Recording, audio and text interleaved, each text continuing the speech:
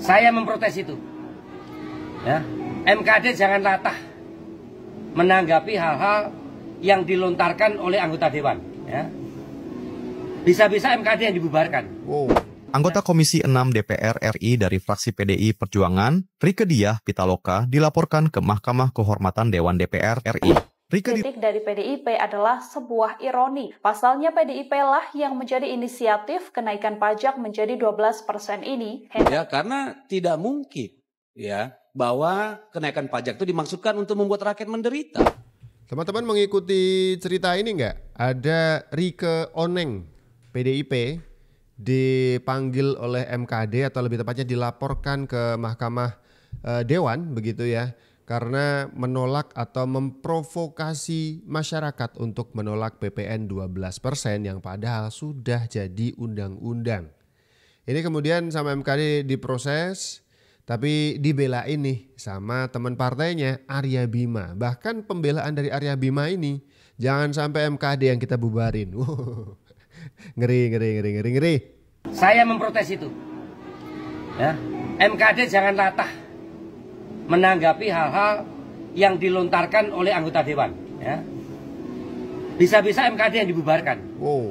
Nah, kalau cara menyampaikan hal yang kritis ini kemudian MKD ikut-ikut mengintervensi hak imunitas anggota dewan, nggak bisa. Maka saya percaya MKD juga tidak latah kemudian setiap anggota DPR yang kritis dipanggil. Memang siapa MKD?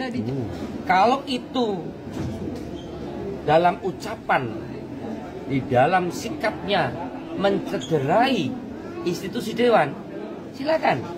Tapi kalau itu dalam rangka tugas dia yang diberi amanah dan mandat rakyat, jangan kemudian MKD menjadi polisi. Ya. Saya tetap hormat pada MKD. Misalnya perilaku yang disorientasi anggota dewan terhadap berbagai hal yang mencederai nama baik institusi, itu dipanggil monggo. Ya. Dan saya yakin MKD tidak akan memanggil Mbak Rieke Diah Pitaloka terkait dengan statement-statement yang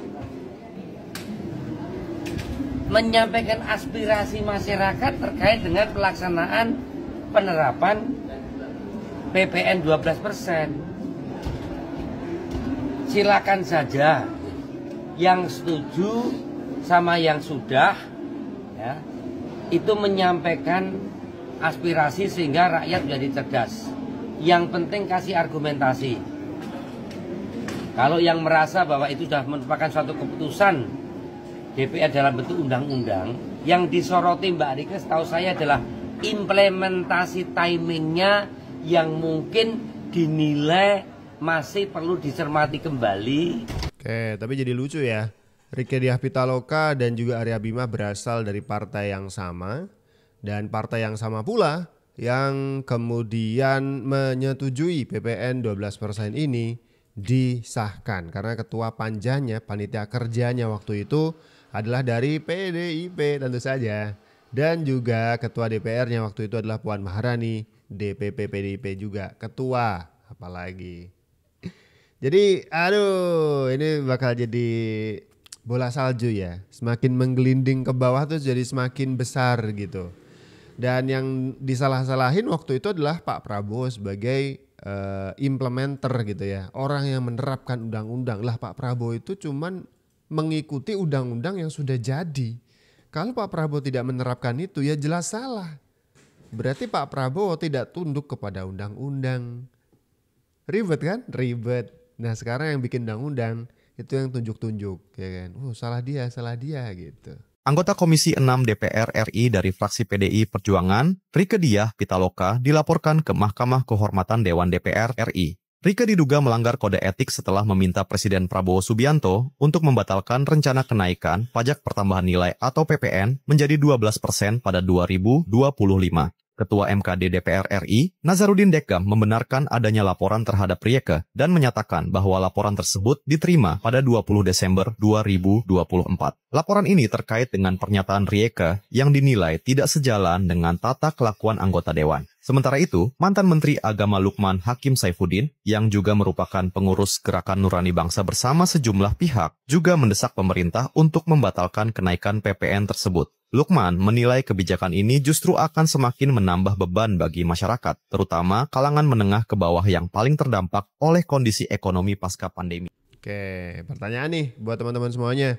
Kalian yang setuju PPN 12% ini diterapkan, karena argumentasinya ini adalah subsidi dari orang-orang yang melakukan belanja, yang suka belanja, itu nanti PPN-nya ditarik pemerintah kemudian dijadikan subsidi bagi rakyat yang membutuhkan, atau kalian mendukung PPN ini dikaji ulang dan dibatalkan? Coba tulis di kolom komentar ya. Anggota DPR RI fraksi PDI Perjuangan Rieke Diah Pitaloka buka suara terkait aduan terhadapnya ke Mahkamah Kehormatan Dewan atau MKD DPR buntut dugaan melakukan provokasi isu kenaikan pajak pertambahan nilai atau PPN menjadi 12%. Rieke menyatakan tak dapat memenuhi panggilan MKD DPR tersebut. Hal itu disampaikan oleh Rieke dalam suratnya yang diunggah di akun Instagram resmi miliknya pada Senin 30 Desember 2024. Surat tersebut ditujukan kepada pimpinan MKD DPR. Rieke mengatakan bahwa surat pemanggilan dikeluarkan oleh MKD DPR di tengah masa reses anggota DPR. Ia pun menegaskan tidak dapat memenuhi panggilan MKD DPR. Rieke pun mempertanyakan hasil verifikasi keterangan saksi kepada pimpinan MKD DPR. Ia meminta informasi terkait hal tersebut kepada pimpinan MKD DPR. Ia juga meminta informasi dari pimpinan MKD DPR mengenai konten media sosial yang dimaksud pelapor sebagai materi aduan. Diketahui MKD DPR telah menerima laporan pengaduan terhadap Rieke Diah Pitaloka. Aduan tersebut terkait pernyataan Rieke yang meminta kenaikan PPN 12% yang ditunda ketika rapat paripurna DPR. Surat berkop DPR yang ditujukan kepada Rieke Diah Pitaloka tersebut bernomor 743-PW-09-12-2024. Surat tersebut tertanggal 27 Desember 2024 dan ditandatangani Ketua MKD DPR RI Nazarudin Deggam. Nih, jadi bener ya, bukan kabar burung. Karena waktu itu Rieke Diah Pitaloka ini protes gitu, kenapa surat pemanggilannya cuma lewat WhatsApp.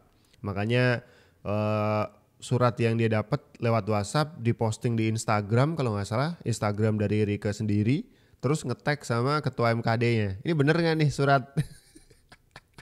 Komunikasi anggota dewan begini banget ya. Kayak bikin viral dulu gitu ya.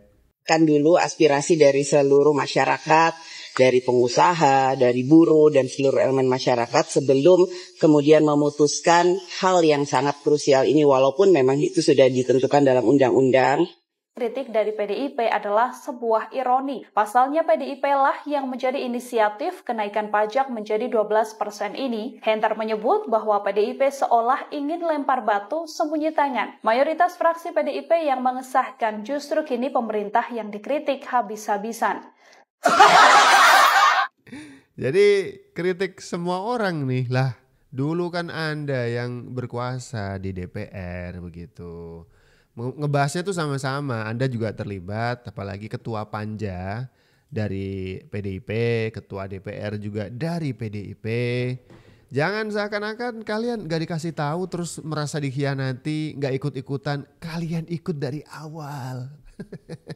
Kalian ikut dari awal. Jangan seakan-akan terus jadi pahlawan kesorean gitu. Kata Ganjar Pranowo, kebijakan menaikkan PPN bisa menjadi badai besar yang menumbangkan pohon kehidupan. Kata Mbak Puan, kebijakan menaikkan PPN membuat perekonomian rakyat semakin sulit. Kata Rieke Diah Pitaloka, tolak PPN 12%, tolak PPN 12%. Bangun. Kan yang menginisiasi RUU HPP PDI Perjuangan. Yang menjadi pimpinan panja RUU HPP, Dolfi dari PDI Perjuangan. Yang menjadi sales RUU HPP, Deddy Sitorus dari PDI Perjuangan. Pajak adalah instrumen negara untuk melahirkan keadilan. Jadi tentu pernyataan bahwa pemerintah kejam, saya kira itu pernyataan seperti yang dilontarkan oleh Bang Mardhani, itu sangat kejam. bahkan keji kalau menurut saya.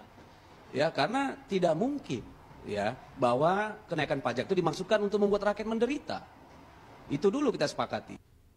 Ngerti sekarang? Ngerti dong. Masa nggak ngerti? Ternyata Deddy Sitorus dulu pernah jadi salesnya ya. Sales PPN kenaikan ini. Disebut oleh netizen yang satu ini karena di salah satu diskusi begitu Deddy Sitorus tuh pernah ngebelain bahwa PPN bisa dinaikkan dengan argumentasi nggak mungkin dong pemerintah menaikkan PPN, menaikkan pajak hanya untuk mencekik rakyat. Justru pajak dipungut untuk dikelola dan demi kesejahteraan rakyat seluruh Indonesia. Itu argumen yang dipakai oleh Deddy Sitorus. Dan sekarang suaranya berbeda. Suaranya menyerang justru PPN 12% itulah produk gagal dari pembentukan undang-undang dan seterusnya dan seterusnya. Pertanyaannya adalah yang membentuk undang-undang siapa? Kerjaan DPR kan, yang mengesahkan juga DPR, presiden itu mengusulkan, oke, dan juga mentok itu tanda tangan, ya kan.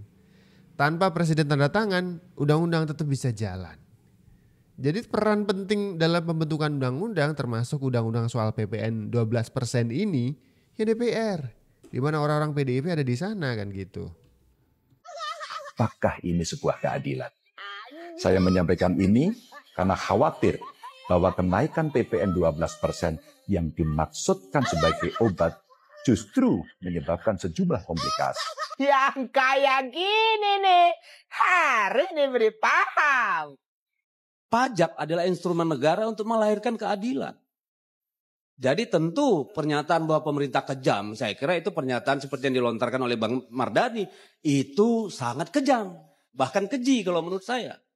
Ya, karena tidak mungkin ya bahwa kenaikan pajak itu dimaksudkan untuk membuat rakyat menderita. Itu dulu kita sepakati ya. Dari mana sih pemerintah mampu membayar belanja pegawai, melakukan belanja publik, mayoritasnya dari pajak. PPN itu menduduki 42% dari struktur penerimaan pajak kita dan merupakan ruang yang paling besar yang potensinya ada. Dan di sana ada distorsi yang sangat besar tadi itu. Orang yang punya kemampuan lebih ya sama-sama bebannya sama-sama tidak dibeban dengan orang yang miskin. Jadi semakin lucu berarti ya. Oke, pertanyaan saya masih sama nih di video ini. Kalian kubu yang setuju PPN 12% sebagai mandat undang-undang yang masalahnya bukan di pajaknya tapi bagaimana negara itu bisa memperbaiki pendapatan masing-masing dari warga negara kayak kita-kita inilah. Pajak berapa persen pun kalau pendapatan kita jadi naik juga ya gak apa-apa sih. Iya gak sih? Atau kalian yang kubu gak setuju pajaknya ini dinaikkan ke 12%. Itu pertanyaan pertama. Pertanyaan kedua, pajak tuh awalnya 10%. Naik ke 11%. Pertanyaan saya adalah naiknya 10 ke 11 kenapa gak geger? Gegernya kenapa sekarang dari 11 ke 12? Ada yang punya analisa? Tulis di kolom komentar ya.